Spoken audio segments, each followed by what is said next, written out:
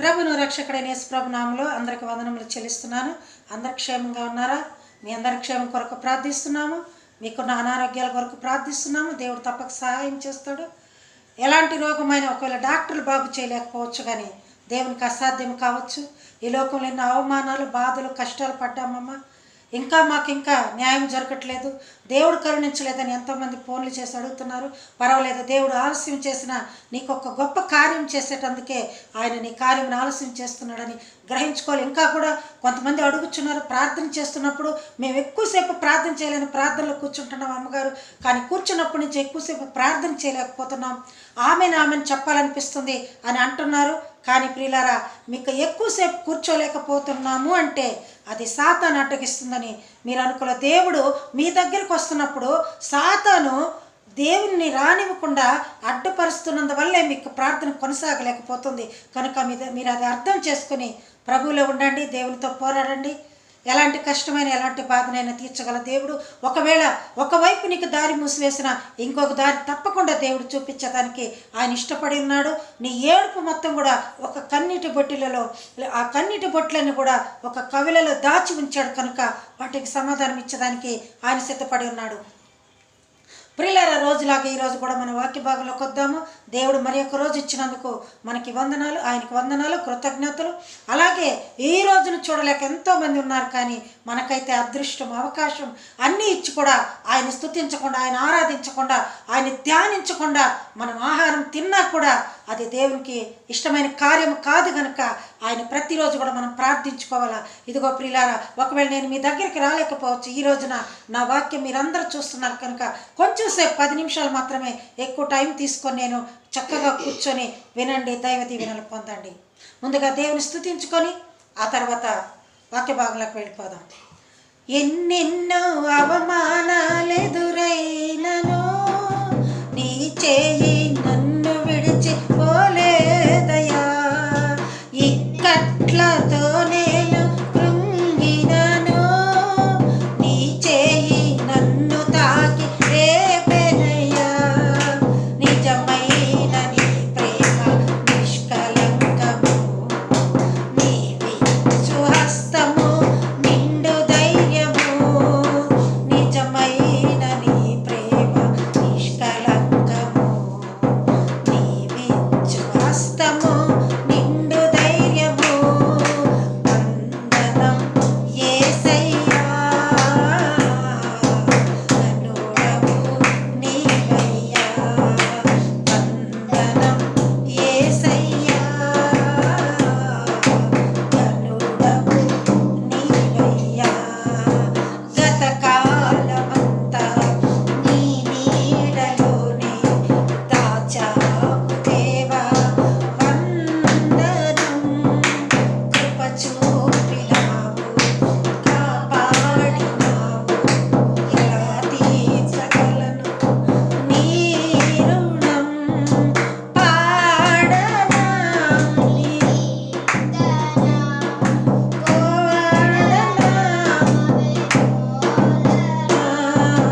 వందనం యేసయ్యా, కనుడవు నీవయ్యా, వందనం యేసయ్యా, కనుడవు నీవయ్యా.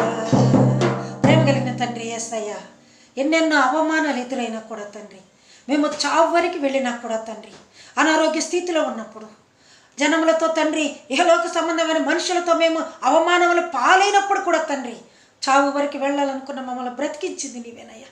ఈరోజు తండ్రి ఈ సమయమును వ్యర్థముగా కాలయాపన చేయకుండా నీ సన్నిధానంలో ఇలా ప్రార్థించుకొని ఈ విధముగా ఎంతోమంది ఈ వాక్యమును చూచి ఈ ప్రార్థనను విని అంగీకరించి నేను స్తుతించుకొని ఆరాధించుకొని జ్ఞాపకం చేసుకొని అవకాశం మాకు ఈ రోజున ఈ సమయంలో ఇలా ఇచ్చినందుకు మీకే వందనాలు, స్తోత్రాలు చెల్లించుకుంటూ యేసయ్య పరిశుద్ధ నామములో అందరం అడిగి వేడుకుంటున్నాము తండ్రి. ఆమెన్. ఆమెను చెప్పండి అందరూ పెద్దగా. ఆమెన్. ఆమెను చెప్పిన బిడ్డలందరిని కూడా దేవుడు దీవించి ఆశీర్వదించును గాక. మరి ఈరోజు వాక్య భాగంలోకి వెళ్దాము. అలాగే అందరూ కూడా కూర్చోవాలి, ఎక్కడికక్కడ అటు ఇటు తిరగకూడదు. మరి ఈ రోజున ఒక 2 రోజుల క్రిందటి నుంచి ఒక సహోదరుడు ఫోన్ చేస్తున్నారు. వానికి అనారోగ్యంగా ఉన్నప్పుడు మరి ప్రార్థన చేయమని అడిగి ఉన్నారు. వారు మందులు వేసుకుంటున్నారు, అయినా కూడా కంప్లీట్గా స్వస్థత కలగలేదమ్మా అని చెప్పి ఉన్నారు. కనుక వారి స్వస్థత కోసం మనం ప్రార్థించాము. మన ప్రార్థన దేవుడు విన్నాడు. ఈరోజు చక్కగా వాళ్ళు మళ్ళీ ఫోన్ చేసి సాక్ష్యం కూడా చెప్పి ఉన్నారు. కనుక వారందరి కోసం మీరు కూడా ప్రార్థించండి. ప్రియురాల ఎవరైనా మాత్రం ఆయన కృప లేనిదే ఈ లోకంలో జీవించలేము. కనుక మరి 12 సంవత్సరాల నుంచి రక్తస్రావం కలిగిన ఒక స్త్రీ మన క్రొత్త నిబంధనలో చూసుకుంటున్నాం. మనకందరికీ తెలిసిన విషయమే, అయినా కూడా మరొకసారి చెప్పుకుందాం. రండి, బైబిల్ తీయండి, వాక్య భాగమును చూడండి. బైబిల్ తీసుకొని ప్రతి ఒక్కరు కూడా బైబిల్ చదవాలని కోరుచున్నాము. అలాగే మరి మార్కు సువార్త 5వ అధ్యాయం చూసుకుందాం. మార్కు సువార్తలో 5వ అధ్యాయం మార్కు గారు చూపించి ఉన్నారు. కనుక మనకి 25వ వచనం, 5వ అధ్యాయము 25వ వచనం. 12 ఏండ్ల నుండి రక్తస్రావ రోగం కలిగిన ఒక స్త్రీ ఉండెను. 12 సంవత్సరాల నుంచి, ఒక్కరోజు కాదు, 2 రోజులు కాదు. చూడండి ప్రియులారా, మరి మన స్త్రీలకి ప్రతి నెల కూడా ఒక కష్టతరమైన జీవితం. మనము ఆ నెలసరి వచ్చినప్పుడు ఆ 3, 4, 5 రోజులు ఎంత కష్టపడుతూ ఉంటాం. ఆరోగ్యం సహకరించదు. ఆ 4, 5 రోజులు మనం ఇబ్బంది పడుతూ ఉంటాం. కానీ ఏమైతే 12 సంవత్సరాల నుంచి 12 years ఇన్ ఓల్డ్, 12 సంవత్సరాల నుంచి ఎంతో కాలం నుంచి బాధపడుచు ఉంది. కష్టాలు వచ్చినాయి, కన్నీళ్ళు వచ్చినాయి ఆమెకి. అయినా కూడా ఆమె ఎక్కడ జడగలేదు. దేవుని నమ్ముకుంది, ఆశ్రయించింది. కష్టకాలం, దుఃఖ సమయం నన్ను వేధించగా, ప్రాణహితులే నన్ను విడిచి వెలిగ నన్ను చూడగా, ఓదార్పువైనా చెంత నీవే ఉండినావు, నా కన్నీటిని కవిలలో దాచి ఉంచినావు. నిజంగా ఆమె కన్నీటికి ఆయన దాచి ఉంచి అక్కడ ఆమెకి స్వస్థత కలిగేదానికి ఆమె కోసం వస్తున్నాడు యేసుప్రభు వారు. ఎందుకంటే ఆయన చేసిన 3.5 సంవత్సరాల ప్రజాసేవలో, లేకపోతే ఈ లోక యాత్రలో ఎన్ని సూచక క్రియలు చేశాడో, ఎన్ని మహమ్మత్ కార్యాలు చేశాడో, ఎంతమంది రోగులను స్వస్థపరిచాడో, ఎంతమంది పాపులను క్షమించాడో, అందరి పాప భారమును మోసుకొని పోయే దేవుని గొర్రె పిల్లక మన కోసం వచ్చాడు ఆయన. కానీ ఆయన కోసం మనం ఎంతవరకు వెళ్తున్నాం? 12 సంవత్సరాల నుంచి రక్తస్రావం కలిగిన స్త్రీ ఆయన దగ్గరికి వెళ్తుందంట. చూడండి ప్రియులారా, అనేక వైద్యుల చేత వైద్యం చేయించుకున్నది. ఒకవేళ ఎగతాళి చేసి ఉండొచ్చు. అందరూ ఆమెని దారిని వెళుతుంటే ఆమె దగ్గర బ్యాడ్ స్మెల్ వస్తుందని ఆ రక్తస్రావం వలన ఆ బట్టలన్నీ పాడైపోయి సరిగ్గా లేచి నిలబడలేకపోతుంది. 12 సంవత్సరాల నుంచి రక్తహీనత కలుగుతున్నప్పుడు, ఆమెలో రక్తం అంతా వెళ్ళిపోతున్నప్పుడు, ఆ శక్తిని అంతా కోల్పోయి తన స్నేహితులు కూడా దూరంగా ఉండి ఉండొచ్చు. నా శత్రువులు నన్ను చూచి దూరాన నిలిచేరు నా ప్రభు. నా శత్రువులు నన్ను చూచి దూరాన నిలిచేరు నా ప్రభు. నీ వాక్య ధ్యానమే నా త్రోవకు వెలుగై, నీ వాక్య ధ్యానమే నా త్రోవకు వెలుగై నడిపించెను నీ సన్నిధిలో సంగములో. స్తుతి పాత్రుడా, స్తోత్రార్హుడా, స్తుతులందుకో పూజార్హుడా.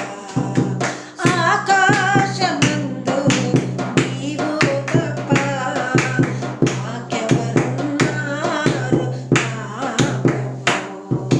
స్తుతి పాత్రుడా, స్తోత్రార్హుడా, స్తుతులందుకో పూజార్హుడా.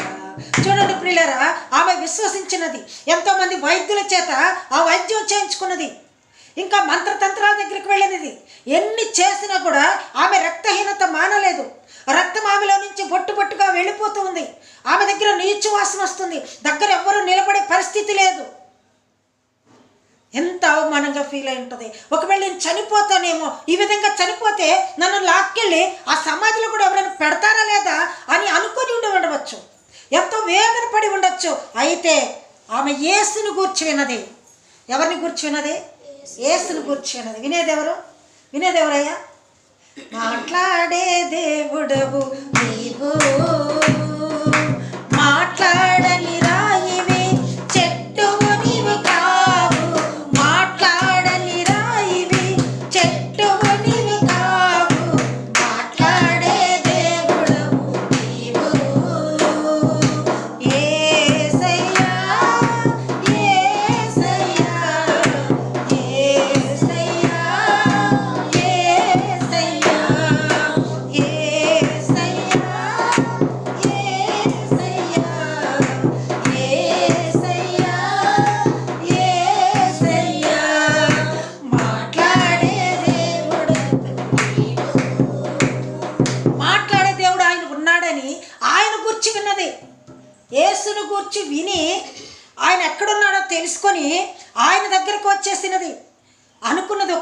చాలామంది జనంలో ఉన్నాడు ఆయన.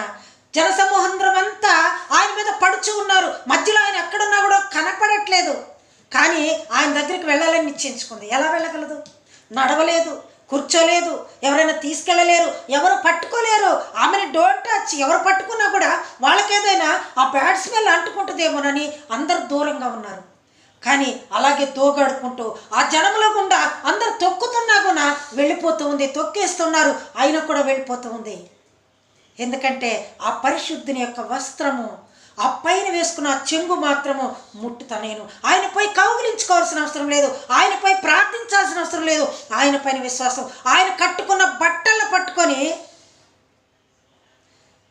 నేను ఈ మధ్యకాలంలో ఒక సంఘంలో మరి దేవుని వాక్యం బోధించడానికి వెళ్ళినప్పుడు ఆల్నైట్ ప్రేయర్లో చాలామంది స్త్రీలు వచ్చారు. దాదాపు 200 మంది స్త్రీలు వచ్చారు. పురుషులు మాత్రం 50 మెంబర్స్, అంటే ఒక 50 మంది దాకా వచ్చి ఉంటారు. కానీ అందరు కూడా దేవుని వాక్యంతో నేను మాట్లాడినప్పుడు ప్రతి ఒక్క హృదయం కదిలింపబడ్డది. ఆ ప్రార్థన అయిపోయిన తర్వాత అందరూ నా దగ్గరికి వచ్చారు. అమ్మగారు మా కోసం ప్రార్థన చేయండి, మా కోసం. ప్రతి ఒక్కరు కన్నీటితో వచ్చారు నా దగ్గరికి. కానీ అంత సమయం లేదు, నాకు బస్సు వెళ్ళిపోయే టైం ఉంది. మరుసటి రోజు నాకు టౌన్లో మళ్ళీ స్త్రీల మీటింగ్లో దేవుని వాక్యం బోధించే అవకాశం దేవుడు నాకు ఇచ్చాడు. దాన్ని ఎక్కడ మిస్ అవుతానోనని నేను తొందరగా వాక్యం ముగించాను. అయినా కూడా ఎన్నో ఆత్మలు నా దగ్గరికి వచ్చి అందరు కూడా నిలబడ్డారు. టైం లేదమ్మా, నేను అందరి కోసం ప్రార్థించాలంటే ఒక్కొక్కరి కోసం నాకు టైం సాగదాను. అందరూ నా చుట్టూ నిలబడ్డారు, నా వెనక నిలబడ్డారు. అందరి కోసం నేను ప్రార్థించాను. చాలామంది అయితే నా దగ్గరికి రాని వీళ్ళకి ఒక నా చీర పట్టుకొని స్తోత్రం స్తోత్రం అమ్మగారని అందరు చెప్పి ఉన్నారు. ఎందుకంటే వారికి ఉన్న విశ్వాసం, అలాంటి విశ్వాసము ఆ యొక్క రక్తస్రావం కలిగిన స్త్రీ మనసులో పెట్టుకొని ఉన్నది. ఎందుకంటే ఎంతమంది వైద్యుల దగ్గరికి పోయిన రోగము, కుదరని రోగము ఒకే ఒక్క వైద్యుడు ఉన్నాడు. ఆయన మా ఇంటి వైద్యుడు. మా కుటుంబ వైద్యుడవు నీవు, మా మంచి ఔషధము నీవు. మా కుటుంబ వైద్యుడవు నీవు, మా మంచి ఔషధము నీవు. మా వ్యాధి బలహీన సమయాలలోన, మా వ్యాధి బలహీన సమయాలలోన మాతో ఉండే దేవుడు నీవు, మాతో ఉండే దేవుడు నీవు. యేసయ్య అందరూ యేసయ్య, పెద్దగా యేసయ్య, యేసయ్య, యేసయ్య, యేసయ్య. అందరితో ఉన్న దేవుడు ఆ జనంలో ఉన్నప్పుడు ఆ రక్తస్రావం కలిగిన స్త్రీ దోక్కుంటా వెళ్ళిపోయింది. చూడండి ప్రియులరా, ఎంత విశ్వాసం ఉందో ఆ బిడ్డకి, ఎంత నమ్మకం ఉందో దేవుని పైన. ఈరోజు చిన్న కష్టానికే బాధపడుతుంటాడు. దేవుడు ఎందుకు నాకు ఈ కార్యం ఆలస్యం చేశాడమ్మా, నేను ఎందుకు బ్రతకాల, అసలు నాకు ఎందుకు ఎట్ట చేస్తున్నాడు, నేను ఎందుకు మార్గం తప్పవలసి వస్తున్నది, నేను చెడులోనైనా సంతోషాన్ని వెతుక్కోవాలనుకుంటున్నానా అని కొంతమంది సహోదరులు నన్ను అడిగి ఉన్నారు. అమ్మ తప్పది, చెడులో కూడా సంతోషం నీకు ఎక్కడ దొరకదు, దేవునిలోనే నీకు సంతోషం దొరుకుతుంది అని నేను చెప్తూ ఉన్నాను. ప్రియులారా, ఈ బిడ్డ వెళ్ళిపోయి చూద్దాం ప్రియులారా. 30వ వచనం చూసుకుందాం. 31 జనసమూహం మీద పడుచుండ చూచున్నాడే. 29వ వచనం చూసుకుందాం. వెంటనే ఆమె రక్తధార కట్టెను. ఎలా కట్టినది? ప్రభువారి యొక్క వస్త్రం చెంగు దోగాడుకుంటా పోయి ఆ కింద పడిన వస్త్రాన్ని అంచు మాత్రం ముట్టుకుంది. ఎక్కువ పట్టుకోని అవసరం లేదు. ఆమె రక్తధార ఎప్పుడైతే తాకినదో, ఆయన వస్త్రం పట్టుకోగానే ఆమె రక్తధార ఆగిపోయినది. ఆ రక్తధార ఆగటమే కాకుండా ఆమె మీద ఉన్న ఆ బ్యాడ్ స్మెల్ అంతా కూడా పోయి ఆ దేవుని మహిమ వచ్చింది ఆ బిడ్డలోకి. అందరూ చూసే విధంగా ఉన్నారు. ఆమెలో నుంచి యేసుప్రభు అడిగారు, నాలో నుంచి ఒక ప్రభావం వెళ్ళిపోయినది, ఏం జరిగినది? ఎందుకంటే ఆ స్త్రీ ఆమెను పట్టుకున్న సంగతి ఆయనకి తెలుసు. ఒకవేళ చెప్తుందా లేదా, చెప్తుందని కూడా తెలుసు. అన్నీ తెలిసి ఉండి కూడా అడిగే మహిమ గల తండ్రి. ఆ శిష్యులు అంటున్నారు, అయ్యా ఇంతమంది పైన పడుచున్నారు కదా, ఒక ప్రభావం పోయిందని అడుగుతున్నావే, మాకేం తెలుసు, ఎవరు తాకారో మిమ్మల్ని, ఎవరు ముట్టుకున్నారు? తర్వాత ఆ స్త్రీ వణుక్కుంటూ ఎదుటికొచ్చేసింది. దేవుని ఎదుటొచ్చి, అయ్యా నేనే నీ వస్త్రపు చెంగు ముట్టాను. ఎందుకమ్మా? నాకు 12 సంవత్సరాల నుంచి రక్తస్రావంతో బాధపడుచున్నాను అయ్యా, ఎన్నో హాస్పిటల్ తిరిగాను, బ్రతకమని చెప్పారు. నేను ఇక బ్రతకనని నిర్ణయించుకుని నిన్ను మాత్రం తాకితే నాకు స్వస్థత కలుగుతుందని నేను తాకానయ్యా అనగానే ఏం చెప్పారు చూద్దాం పిల్లరా. ఇదిగో లాస్ట్ వచనంలో 34వ వచనం, మార్కు సువార్త 5వ అధ్యాయము 34 వచనం అందరం కలిసి చదువుకున్నాం ఈ మాట. అందుకైన కుమారి, కుమారి అంటే అర్థమేందమ్మా? కుమారి అంటే పెండ్లి కాని అమ్మాయి అని అర్థం. ఇకపోతే కుమారి అంటే ఎల్లప్పుడూ నీవు కన్యగానే ఇలాగే యవ్వనంతో అలాగే ఆరోగ్యాలతో ఉంటావని కుమారి అని పిలిచాడు. నీవు ఇక ముసలిదానివి కాదు, నీకు ఏ జబ్బు రాదు అని అర్థం అక్కడ కుమారి అంటే. చప్పట్లు కొడదాం ఒకసారి. కుమారి, నీ విశ్వాసము నిన్ను స్వస్థపరిచెను, సమాధానం కలదానివై తన చేతిలో రోగాలు నయమైపోయెను, తన చూపుతో దయ్యాలు విలవిలలాడెను, తన చేతిలో రోగాలు నయమైపోయెను, తన చూపుతో దయ్యాలు విలవిలలాడెను, తన మాటతో ప్రకృతినే శాసించినవాడు, తన మాటతో ప్రకృతినే శాసించినవాడు, నీటిపై టీవిగా నడిచిన వాడతడు, నీటిపై టీవిగా నడిచిన వాడతడు, ఆశ్చర్యకరుడు, ఆలోచనకర్త, నిత్యుడగు తండ్రి, సమాధానకర్త, తన వంటి గొప్ప దేవుడు ఎవరున్నారిలలో, తన సాటైన తీటైన దేవుడు లేరిలలో, ఆశ్చర్యకరుడు, ఆలోచనకర్త, నిత్యుడగు తండ్రి, సమాధానకర్త, మన కోసం తన ప్రాణాన్ని బలిచ్చిన వాడతడు, మన కోసం సజీవుడై లేచిన వాడతడు, తన శాంతినే పంచిపెట్టిన శాంతమూర్తి యేసు, తన సర్వాన్నే ధారపోసిన త్యాగశీలి క్రీస్తు, ఆశ్చర్యకరుడు, ఆలోచనకర్త, నిత్యుడగు తండ్రి, సమాధానకర్త, ఆశ్చర్యకరుడు, ఆశ్చర్య కార్యములు చేయనివాడు, నువ్వు ఊహించని విధముగా నీకు మేలు చేయనివాడు, మేలు చేయగలిగిన వాడు, ఆలోచనకర్త, నీకు ఆలోచన లేకపోతే ఈ విధంగా బ్రతుకని ఒక ఆలోచన ఇచ్చినవాడు, నిత్యుడగు తండ్రి, ఎల్లవేళలా నీతో ఉండేవాడు, సమాధానకర్త, సమాధానకర్తకు అధిపతి, నీకెప్పుడు సమాధానంగా ఉండాలని అధిపతిగా ఆయన ఉండి నిన్ను నడిపిస్తున్నాడు ఆయన. కనుక ఎప్పుడు కూడా నీవు దిగులు పడాల్సిన పని లేదు, నువ్వు దిగులు పడవలసిన పని లేదు. దేవుని వైపు చూడు. ఈ లోకం వైపు మనకు అవసరం లేదు, ఈ లోక జీవితం గురించి అవసరం లేదు. నీవు ఎప్పుడైతే దేవునిలో ఉంటావో ఈ లోకంలో నీవు ఎలా జీవించాలో దేవుడు నీకు అలాంటి జీవితాన్ని ఇస్తాడు. నీవు ఆయన మాత్రమే ప్రభుని ధ్యానించు. అయ్యా, నేను తెలియక ఒక ప్రార్థన చేసి నిన్ను బాధ పెట్టి ఉంటే నన్ను దయతో క్షమించాయా. 12 సంవత్సరాల నుంచి రక్తస్రావ రోగంతో పడి ఉన్న స్త్రీ, రోగమే కాకపోవచ్చు, మన కష్టాలు కావచ్చు, ఎనీ హౌ ఆయన తీర్చేదానికి సమాధానకర్త నీ జీవితంలో ఉంటాడు. ఆయన ఎప్పుడు కూడా నిన్ను విడవడు, ఎడపాయడు, ఎప్పుడు నిన్ను నడిపిస్తూనే ఉంటాడు. నడిపిస్తాడు నా దేవుడు, శ్రమలోనైనా నన్ను విడువడు, నడిపిస్తాడు నా దేవుడు, శ్రమలోనైనా నన్ను విడువడు, అడుగులు తడబడిన అలసటపై పడిన, అడుగులు తడబడిన అలసటపై పడిన, చెయ్యి పట్టి విన్ను తట్టి చక్కని ఆలోచన చెప్పి నడిపిస్తాడు నా దేవుడు, శ్రమలోనైనా నన్ను విడువడు. ప్రేమ కలిగిన తండ్రి యేసయ్య, నీకు వందనాలు, స్తోత్రాలయ్యా. 12 సంవత్సరాల నుంచి రక్తస్రావం కలిగిన స్త్రీని నాయన ఒక్క క్షణంలో నీ కోసం పాకులాడుకుంటూ వచ్చిందయ్యా. రోడ్డు పైన నేలపైన దోగాడుకుంటూ వచ్చిందయ్యా. ఎంతోమంది తొక్కి ఉండొచ్చయ్యా. జనసముద్రంలో ఉన్న నీ కోసం ఆ బిడ్డ ఆశతో వచ్చినందుకు తండ్రి, ఆ బిడ్డ ఆశ నెరవేర్చి ఆమెను తండ్రి స్వస్థపరిచి కుమారి అని పిలిచావయ్యా. ఈ రోజున నేను ఈ వాక్యం వింటున్న ప్రతి బిడ్డ కూడా తండ్రి, ఈ వాక్యము ఈ సెల్ ఫోన్లో కావచ్చు, టీవీలో కావచ్చు, ఎక్కడైనా వింటున్న ప్రతి బిడ్డను కూడా నీవు కుమారి అని పిలిచేటకు యోగ్యురాలు కావాలని, యోగ్యుడు కావాలని అడుగుచున్నానయ్యా. ఈ వాక్యం వింటున్న ప్రతి బిడ్డను ఆశీర్వదించి ఆ కుటుంబంలో ఏ కలతల కన్నీళ్ళు ఉన్నాయి సహాయం చేసి దీవించి ఆశీర్వదించమని, వాక్యం వింటున్న బిడ్డలందరి కుటుంబాలు మీ కృప తోడయుండి నడిపించమని యేసయ్య పరిశుద్ధ దివ్యనామంలో అడిగి వేడుకుంటున్నాము తండ్రి. పెద్దగా అందరం ఒకసారి చెప్పేద్దామా? పెద్దగా పెద్దగా చెప్పేద్దాం.